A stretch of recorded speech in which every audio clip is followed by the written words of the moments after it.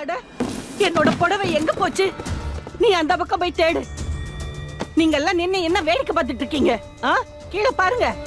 நீ அந்த பக்கம் தேடி பாரு. அடடா, அந்த புடவை எவ்வளவு காஸ்ட்லி தெரியுமா? என் பையன் எனக்கு ஆசாசையா வாங்கி கொடுத்தான். இந்த புடவை என்ன காத்துல பறந்துருச்சா? நல்ல சீக்கிரம் தேடி பாருங்க. பாட்டி பாட்டி கொஞ்சம் பொறுமையா இருங்க பாட்டி. சிசிடிவி வேணா நம்ம செக் பண்ணலாம். அத பார்த்தா எல்லாமே தெரிஞ்சிரும். சரிங்களா? நான் போய் லேப்டாப் கொண்டு வரேன்.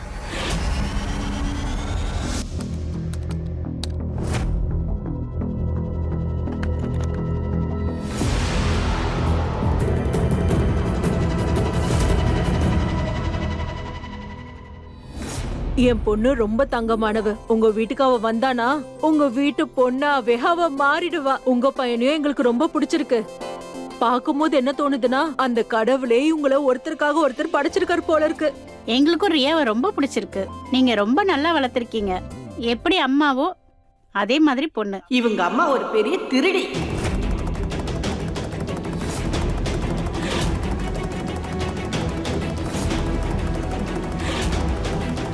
அம்மா நீங்களா? நீங்க எப்போ வந்தீங்கம்மா?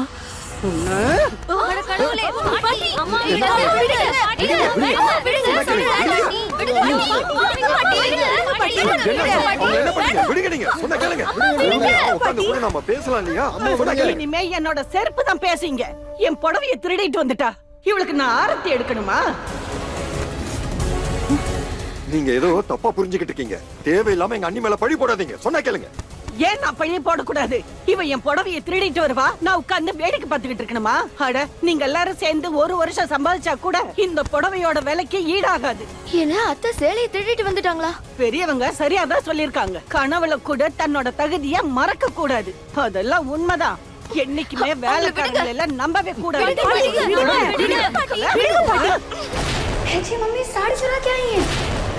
ஒழுங்க மரியாதையா நீங்க இங்க இருந்து போயிடுங்க. எங்க அண்ணி இப்பவே இந்த நிமிஷமே உங்க வீட்டுல வேலை பாக்குறத நிறுத்திட்டாங்க. அதனால அவங்க வேலைக்காரங்களும் இல்ல, நீங்க அவங்க முதலாளியும் இல்ல. வெளியே போங்க. முதல்ல என் வீட்டை விட்டு வெளியே போங்க. அட கடவுளே, அம்மாவே இப்படி இருந்தா அவ பொண்ணு எப்படி இருப்பாளோ? எல்லாரும் என்ன மன்னிச்சிருங்க. இந்த பொண்ணை என் வீட்டுக்கு மருமகளா ஏத்துக்க மாட்டேன். இல்ல நீங்க தயவு செஞ்சு இப்படி எல்லாம் சொல்லாதீங்க. எங்கேயோ தப்பு நடந்திருக்கு. தயவு செஞ்சு நம்ம உட்காந்து பேசிக்கலாம். முதல்ல சரின்னு சொல்லிட்டு இப்ப வேணாம். அண்ணே நீங்களே கொஞ்சம் சொல்லுங்க. உங்களுக்கு புரியல? கொஞ்சம் இருங்க. நான் உங்ககிட்ட கையெடுத்து கும்பிடுறேன். நான் அந்த மாதிரி ஆள் இல்ல. இவங்க என் மேல பழி போடுறாங்க. இவன் மேல எந்த தப்பு இல்ல. இவன் ரொம்ப நல்ல பொண்ணு.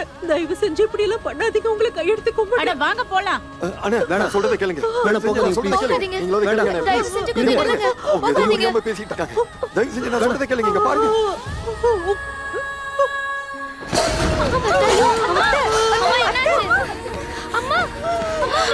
பாத்தியா, தப்பு பண்ணா தண்டனை உடனே கிடைக்கும். கடவுள் உனக்கு தண்டனை கொடுத்துட்டான். திருடும்போது உனக்கு வெக்கமா இல்லையா? இப்ப எதுக்கு தேவையில்லாம நடிக்கிற? முதல்ல என் புடவை கொடு.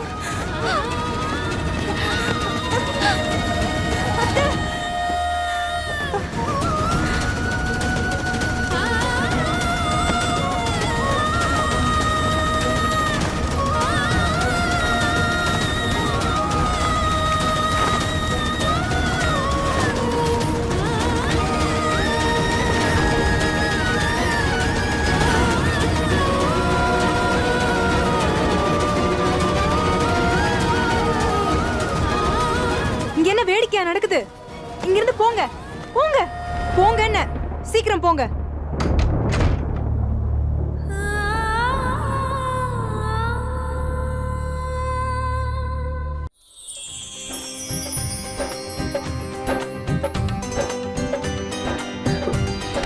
என்ன கல்யாண பொண்ணே, ரொம்ப ஆர்வமா இருக்க போல இருக்கு.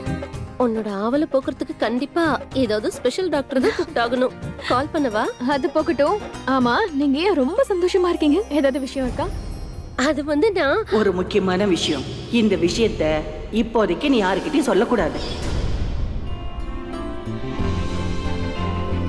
அட, என் புருஷனோட ஒரே தங்கச்சிக்கு கல்யாணம். நான் சந்தோஷமா இல்லாம வேற யாரு இருப்பா? இதோ நலங்கு வந்துருச்சு. அட இருமா இரு, அதுக்குள்ள அவசரப்படாத. கண்டிப்பா மாப்பிள்ளை வீட்ல இருந்து நலங்கு பொருள்லாம் வந்துகிட்டு தான் இருக்கும். கண்டிப்பா அதை உன் கண்ணத்துல வச்சு விடுவோம். அப்புறம் நீ ரொம்ப அழகா ஆயிடுவ. ஏய் வா வா போலாம்.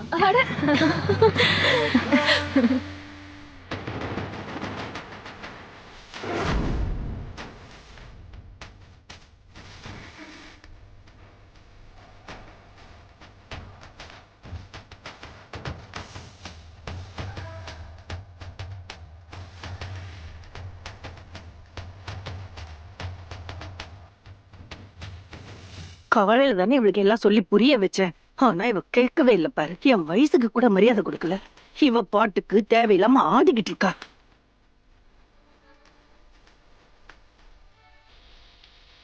போதும் போதும் ஆடியாச்சுல, போதும் ஆடினது. இவங்க ஜாலியா ஆடி பாடட்டும். நீங்க 2 பேரும் போய் நலுங்குக்கு ஏற்பாடு பண்ணுங்க. போ. இதுக்கு மேல நீ ஆடவே கூடாது, புரியுதா? புரியுதா இல்லையா? ஒரு விஷயத்த நீ நல்லா தெளிவா கேட்டுக்க. உன்னோட வயித்துல இந்த வீட்டோட வாரிசு வளர்ந்துகிட்டு இருக்கு, புரியுதா? அதுக்கு மட்டும் ஏதாவது ஆச்சு, அப்புறம் நான் நானாவே இருக்க மாட்டேன். புரியுதா? சரிங்க பாட்டிமா. போ. ராம் ராம் ராம் ராம் ராம் ராம் ராம். சுட்கி இங்க வா. இந்த புடவைய கங்கா தீர்த்தத்துல சுத்தம் பண்ணி ட்ரை கிளினிக்கு கொடுத்துரு. அந்த வேலைக்காரி சரளா இந்த புடவையை கட்டி இத தீட்டு பண்ணிட்டா, புரியுதா? ராம் ராம் ராம் ராம்.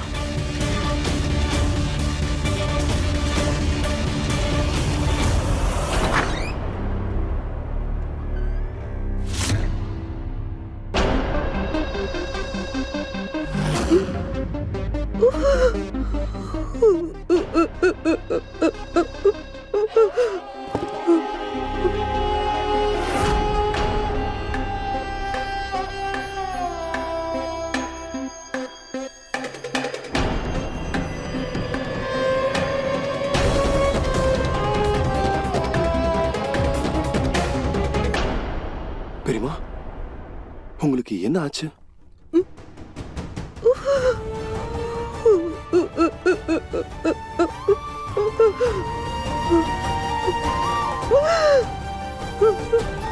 இது எல்லாத்துக்கும் முழு காரணமே இஷா தான்.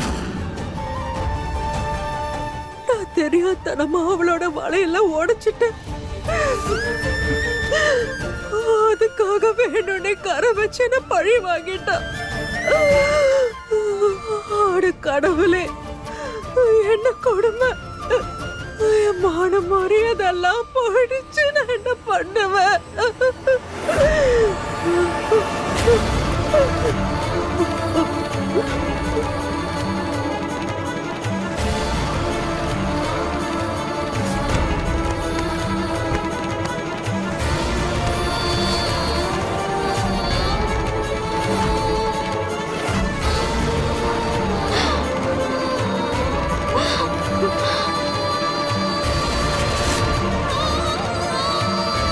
ஏய் ஆண்டவா, இன்னைக்கு நான் எப்படி அவமானப்பட்டு நிக்கிறேனோ, என் பொண்ணோட கல்யாணம் எப்படி நின்னுச்சோ, நான் வயிறு எரிஞ்சு சாப கொடுக்கறேன். அவளோட காதல் வாழ்க்கை கல்யாணத்துல முடியாது. நான் எப்படி அவமானப்பட்டு நிக்கிறேனோ, என் பொண்ணு கல்யாணம் எப்படி நின்னு போச்சோ, அதே மாதிரி அவளும் அவ கல்யாணத்துல அசிங்கப்பட்டு நிப்பா. கண்டிப்பா நான் அனுபவிச்ச வழியா அவளும் அனுபவிப்பா.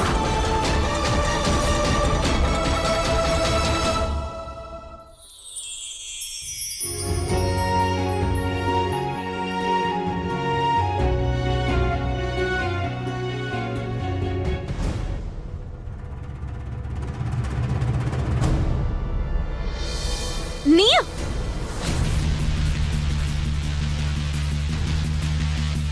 இங்க என்ன பண்ணிக்கிட்டு இருக்க?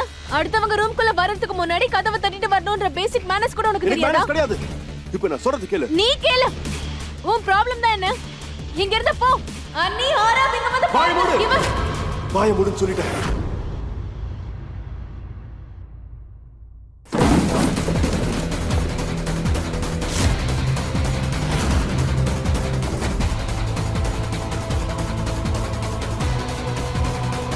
என்ன அப்படி பாத்துட்டு இருக்க? பாக்குறது மட்டும் இல்ல, யோசிச்சுக்கிட்டும் இருக்க. எப்படி இப்படி ஒரு அப்பாவையான முகத்தை வச்சுக்கிட்டு இப்படி ஒரு கீழ்த்தரமான காரியத்தெல்லாம் பண்றான்னு. ஆ? என்ன சொல்ல வர? திரும்பவும் அப்பாவை மாதிரி நடிக்கிறியா? இப்படி ஒரு ரெட்ட வாழ்க்கைய வாழறியா? உனக்கு கொஞ்சம் கூட வெக்கமா இல்லையா? ஆ? முதல்ல நான் என்ன யோசிச்சேன் தெரியுமா? ஏன்டா இந்த ஆண்டவன் இந்த சின்ன பொண்ணுடைய வாழ்க்கையில இருந்து அவருடைய அம்மாவை கிட்ட இருந்து பறிச்சுட்டான்னு. ஆனா அப்படி இல்ல, எது நடந்தாலும் அது பெஸ்ட் தான். நல்ல வேளை உங்க அம்மா நீ சின்ன வயசா இருக்கும் போதே செத்து போயிட்டாங்க. ஒருவேளை அவங்க இப்போ உயிரோட இருந்திருந்தா நீ பண்ண இந்த கேவலமான காரியத்தை பார்த்தா அவங்க தூக்கல தூங்கி செத்துப்பாங்க. உனக்கு எவ்வளவு தைரியம் இருந்தா நீ என் அம்மாவை பத்தி இப்படி எல்லாம் பேசுவ? உனக்கு என்ன தைரியம் இருந்தா எங்க அம்மா மாதிரி இருக்க என்னுடைய பெரியம்மாக்கு நீ கஷ்டத்தை கொடுத்திருப்ப? சொல்லு. ஆனா நான் என்ன பண்ண? உனக்கு இப்ப என்ன நடக்க போகுதோ அதுல எந்த தப்புமே இல்ல. நீ எனக்கு தகுதியானவளா தான் இருக்க.